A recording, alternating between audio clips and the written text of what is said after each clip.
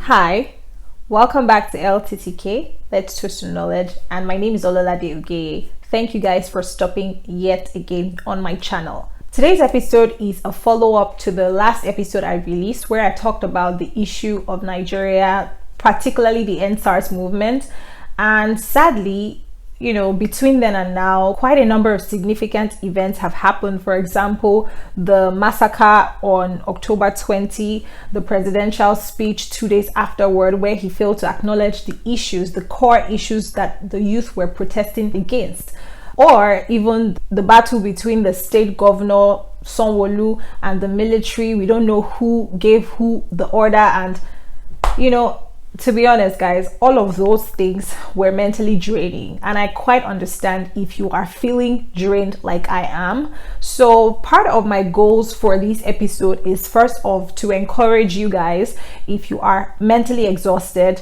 please don't forget to take a break.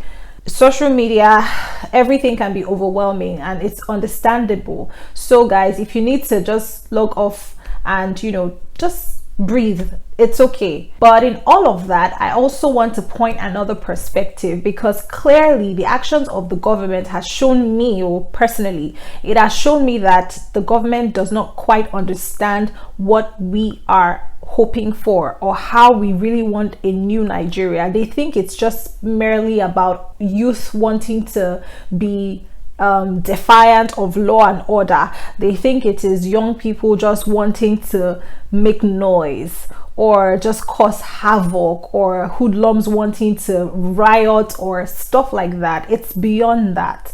I don't know if you remember, but Sars is not just the major problem. Sars is like the beginning, it's like the core focus, but it leads to the other fundamental issues that Nigerians are advocating for. We are advocating for essentially good governance, where we can learn effectively, where we can access healthcare, access infrastructure effectively. That is like the major thing that we are advocating for, but sadly the government doesn't seem to get it, or in my opinion, I don't think that the government really quite understands. Because I was seeing the State House of Assembly in Lagos, how the representatives were talking about how they need to regulate social media because the youth are turning into something else, and that made me really sad.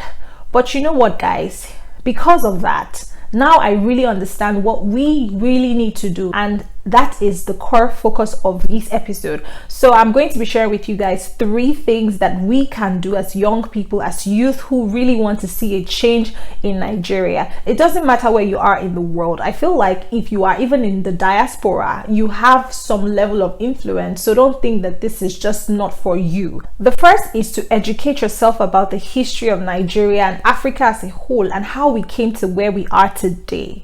Sadly, all that is happening now didn't just pop out of the blues. It was a gradual process. The moment that the northern and southern protectorates were joined together to form Nigeria, and afterward what happened, how the coups emerged, how we changed from military to civilian government, what happened, how did it happen, if we understand how we came to where we are today, I feel like we would be more knowledgeable about how we can influence the governance of our country. And thankfully, we are in the age of technology where you have tools like YouTube and Netflix. Of course, I mean, Netflix and chill is not just you watching things to while away time. You can also educate yourself with Netflix. And speaking of Netflix, there is a show that educates about the Nigerian history, and it's titled Journey of an African Colony.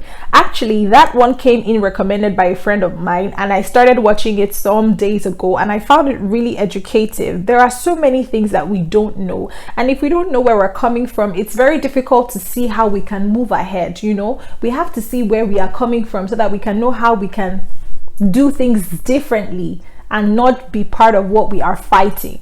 Because I feel like right now it's not enough for youth to want the power. I saw a tweet some days ago where I mean, I'm not really about to go into the detail, but clearly the Nigerian youth are not happy with Desmond Elliot, because he has been saying some things that even me, I'm wondering what is going on in his mind. How is he processing things? How is he thinking, but that's not my focus.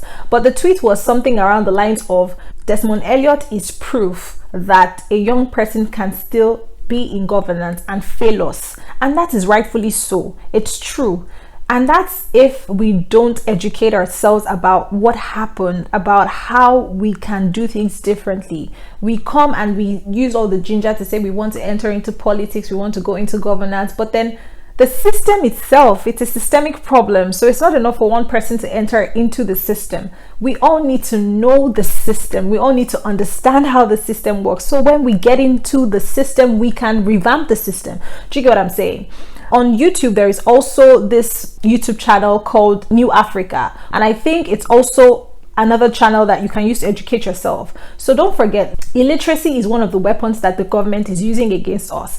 And now that we know, we can now take this opportunity to educate ourselves about the system of government, about Nigeria.